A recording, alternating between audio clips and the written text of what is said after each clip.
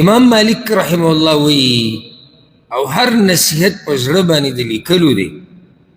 وی احترس ممن يتقرب إليك بالنميمة ويبلغ الكلام عن الناس دې ته وکړي وی دا هغه سړي نه ځان لرې ساته چې تا ته د خلکو خبرې را رسوي دا هغه سړي نه ځان لرې ساته چې تا ته د خلکو خبرې را رسوي او چغلخوري کوي دې ته په عربۍ کې نمیمه وی او موږ ورته چغلخوري وایو مطلب د یو ځای خبره بل ځای ته وړه د بل ځای هغه بیا بل ځای ته وړه او دا د چغلخور او د منافق انسان صفت دی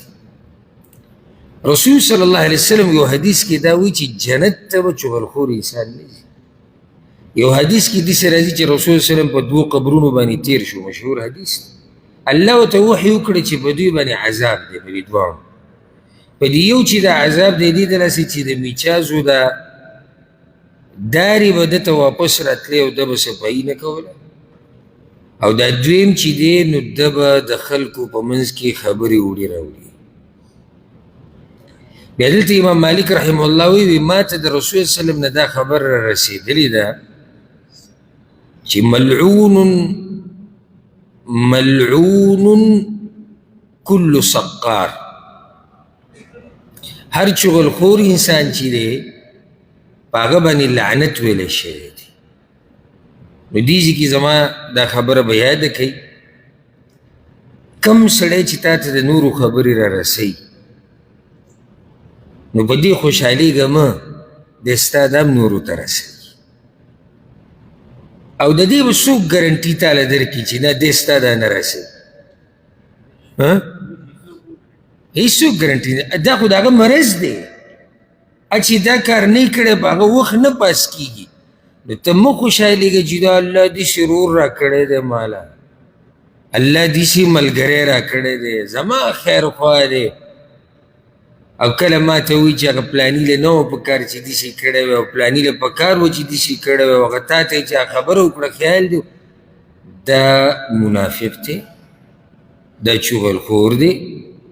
دی ستا تعلق د خلکو سره خرابوي او ستا زړه خلکو ته خرابوي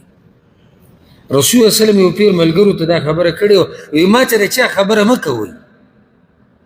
ولې وایي زه غواړم چې زما دا زړه دې خلکو ته پاکي که خیال هم کړی په کم سړي چې داسې ښځه واوړي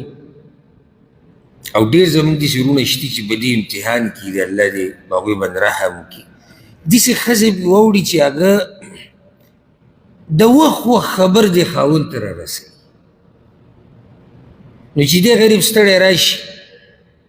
او کټ کې پرېوځي یو ورته وایي ورور دی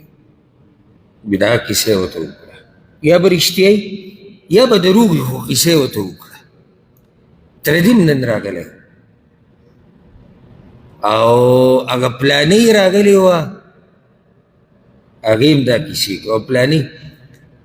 رورو د دې سړي زړه د ټولو خپلوانو نه تود شي صرف د دې د لاسه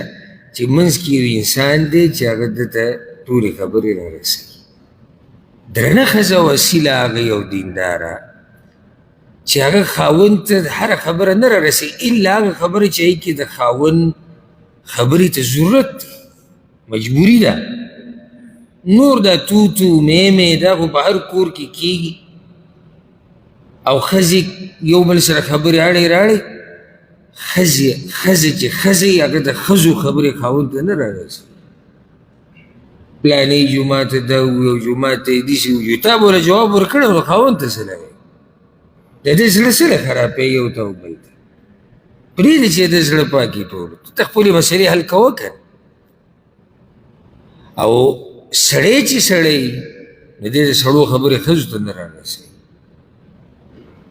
نو هغه ژوند ښه رواني زما دا خبره به غلطه نه وي چې داسې ښځه راباندې واوړېده ورو به ته د هر رشته دار نه لاس وینځې د هغه سره به تعلق ختم شي ځکه چې څوک خو پاک نشتی که نه څوک پاک شتي د ګناهونو نه پاک اخو انبیا دي لازم ما کم خطا ده تا کم ده نو چې اوس زما دا خطا تا ته سړی را رسوي په مخه یا بند کو کولر چې زما دا خطا تا ته یو سړی را رسوي وخت په وخت او ستا اګه را رسوي ما ته خو زموږ تعلق به خراب شي نو خطا ما کیم د تا کیم د بل کیم د هغه کیم د او که ډېرې رسناکې چې دا خطا ختمه شي او دا غلطي خو به دې سړي بس پخپله لاړ شي لکه اوس ته یې یا فرضي نومونه به ووایم زید لګیا دی په خالد پسې خبرې کوي زه خالد ته ولې رسوم زه به زید ته دا ووایم که چېرته ما کې منافقت نه وي چې دا خوله دې کنټرول کړي که دا ته هغه مسلمان دی او زموږ ورور دی زموږ دوست دی او ته پسې دا خبرې کوې د دې دا مسله چې ته حل کړي سړی کوره وکړي که نه د نه تارونو کې مسله ښکاري بټن د تاروني نو مسله به حل شي خو دا هغه سړی کولی شي چې هغه الله رب العزت د منافقت نه ساتلی او پاکي نو هغه د یو ځای خبره بل ځای ته نه وړي دا امام مالک رحمه الله هغه ته دا خبره کړې او د افسوس سره دا خبره کوم چې د پښتو په معاشره کې دا مرض ډیر زیات شوی دی زمونږ په معاشره کې داسې خلک به تا ته ډېر میلاو شي چې هغه د یو ځای خبره بل ځای ته وړي او د بل ځای هغه بل ته وړي نو دا مرض زموږ په معاشره کې ډېر زیات دی او کوشش کوئ چې پخپله هم د چغلخورۍ نه ځان لرې ساتئ او د بل چا چې تا ته خبرې را رسوي د هغه خبرو ته هم غوږ ونیسئ